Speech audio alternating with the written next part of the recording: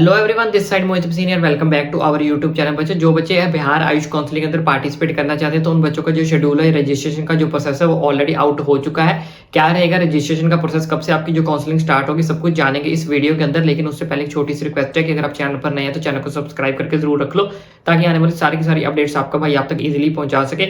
अगर कोई दूसरे स्टेट का बच्चा भी देख रहा है तो प्लीज आप भी चैनल को सब्सक्राइब जरूर कर ले, ताकि आपके जो स्टेट्स की जब भी अपडेट आएगी तो डेफिनेटली आपका भाई भी आप तक जो वो पहुंचा देगा।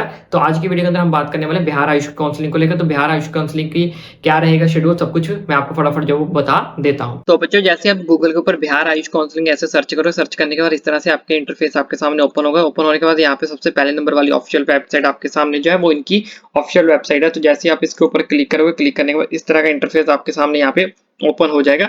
तो यहाँ पे आप मेरे राइट साइड देख सकते हो एग्जामिनेशन लिखे हुए हैं। तो इनमें से अब आपने क्या करना है, इसमें हमने यूजी आयुष के ऊपर क्लिक करना है। तो जैसे आप यूजी आयुष के ऊपर क्लिक करोगे, क्लिक करने के बाद इस तरह का इंटरफेस आपके सामने ओपन होगा।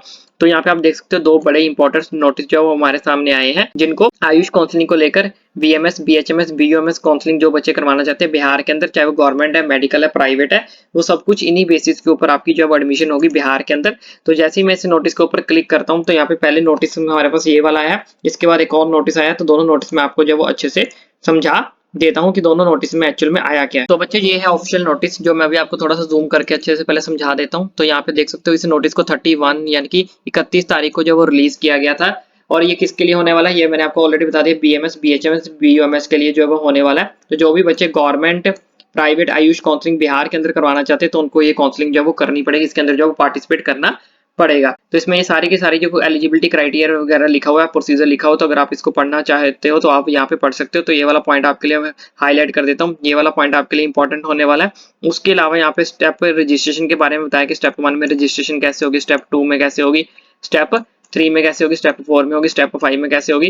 तो ये सारे स्टेप्स लिखे गए हैं, स्टेप्स के थ्रू इन्होंने यहाँ पे बताया गया है। उसके बाद यहाँ पे इन्होंने फीस लिखी गई है, कैंडिडेट हैज टू पे 1200 रुपीज फॉर अनरिजर्व्ड, यानी कि जो बच्चे जनरल, ईडब्ल्यूएस और बीसी कैटेगरी या ईबीसी कैंडिडेट से आते हैं उनको क्या करना है, यहाँ पे 1200 रुपीज जो वो पे करने हैं। और जो बच्चे SC ST DQ कैंडिडेट्स हैं उनको यहाँ पे 600 रुपीज जो वो पे करना है। तो यहाँ पे आप देख सकते हो, यहाँ पे आपकी रजिस्ट्रेशन फीस लिखी है, जो कि आपकी क्या है, नॉन रिफंडेबल रजिस्ट्रेशन अमाउंट है। और पेमेंट आपको कैसे करनी है, क्रेडिट कार्ड से, डेबिट कार्ड से, या फिर नेट बैंकिंग, या फिर आप यूपीआई से जो है वो कर सकते हो।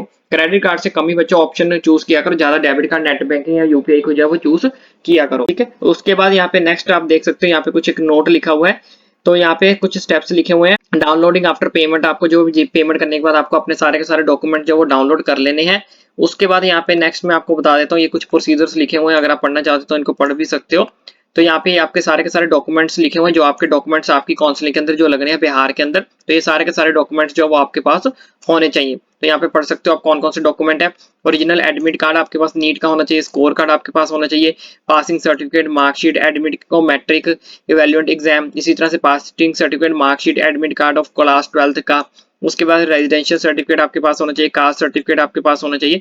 ऑल द सर्टिफिकेट डॉक्यूमेंट्स, सारे डॉक्यूमेंट्स आपके पास जो है वो एज पर रिक्वायरमेंट ओरिजिनल होने चाहिए। और 6 कॉपीज आपके पास पासपोर्ट साइज फोटोग्राफ की होनी चाहिए, which pasted on the admit card of NEET UG. Same photograph वही होनी चाहिए जो आपके नीट एडमिट कार्ड के ऊपर थी, ठीक है। उसके बाद जो भी आपको अलॉटमेंट होगी, एप्लीकेशन फॉर्म होगा, उन सबका प्रिंट आउट आपने जो है वो निकलवा लेना है। उसके बाद यहाँ पे देख सकते हो Aadhaar card, any other documents required. इसके अलावा एनी अदर डॉक्यूमेंट जैसे सच एज आप DQ PHEW सर्टिफिकेट वगैरह जो आपके पास होना चाहिए। अगर यहाँ पे लिखा हुआ if the certificate of candidate is in language other than English, Hindi language, the candidate has to submit its English version at the time of counselling. यानी कि अगर आपका कोई भी डॉक्यूमेंट इंग्लिश या हिंदी लैंग्वेज के अलावा किसी और लैंग्वेज में बना हुआ है, आपने उसको कन्वर्ट करवा लेना है कौन सी लैंग्वेज के अंदर, इंग्लिश वर्जन के अंदर eight the time of counselling. बाकी आपका शेड्यूल यहाँ पे देख सकते हो, आपकी रजिस्ट्रेशन है वो 3 तारीख से स्टार्ट होगी और कब तक चलेगी, रात 10 बजे तक आपकी जो है रजिस्ट्रेशन क्लोज हो जाएगी 7 तारीख को, मतलब 10 तारीख तक जो आप अपनी रजिस्ट्रेशन जो है वो कर सकते हो, रात 10 बजे तक।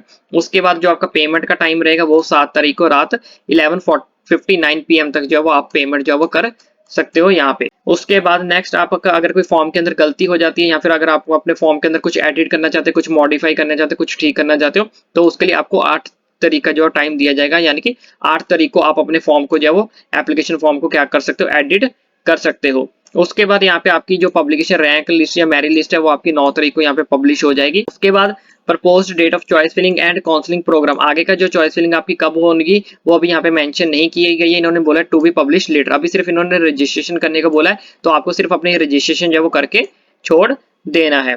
ठीक है, तो यहाँ पे रजिस्ट्रेशन किसके लिए होनी है वो मैंने आपको ऑलरेडी बता दिया, बीएमएस के लिए, बीएचएमएस के लिए और साथ ही साथ बीयूएमएस कोर्स के लिए। तो इसके अलावा कोई फर्दर अपडेट आती है तो डेफिनेटली आपका भाई आप तक जो वो पहुंचा देगा। तो इसके साथ बच्चों यहाँ पे दूसरे नंबर वाला भी नोटिस आया है, इसको मैं थोड़ा सा जूम करके दिखा देता हूँ, तो इसको आप पढ़ सकते हो। इसमें कुछ खास इतना लिखा नहीं है, तो अगर आप पढ़ना चाहते हो बस वही ऑनलाइन एप्लीकेशन रजिस्ट्रेशन फॉर्म के बारे में लिखा हुआ है, तो आप इसको पढ़ना चाहते हो यहाँ पे पढ़ सकते हो। ये सेकंड नंबर का नोटिस है, मैं ये दोनों नोटिस अपने टेलीग्राम चैनल पर आपको जो है वो भेज दूंगा, और ये आपकी ऑफिशियल वेबसाइट है जहां से आपको अपनी रजिस्ट्रेशन काउंसलिंग का प्रोसीजर जो है वो कंप्लीट करना है। इसको नोट डाउन कर लो। तो बच्चों ये था बिहार आयुष काउंसलिंग का शेड्यूल जो मैंने अभी आपको बताया। इसके अलावा जो फर्दर अपडेट्स निकल कर सामने आएगी तो वो डेफिनेटली आपका भाई आप तक जो पहुंचा देगा। अभी इन्होंने हाफ ही शेड्यूल को रिलीज किया है, जैसे चॉइस फिलिंग का प्रोसेस आगे कंटिन्यू आएगा, नेक्स्ट अपडेट आएगी तो वो भी मैं आपका भाई आप तक पहुंचा देगा। इसलिए आपको चैनल को सब्सक्राइब करके रख लेना है ताकि आने वाली सारी अपडेट आपका भाई इजीली जो है वो आप तक पहुंचा सके।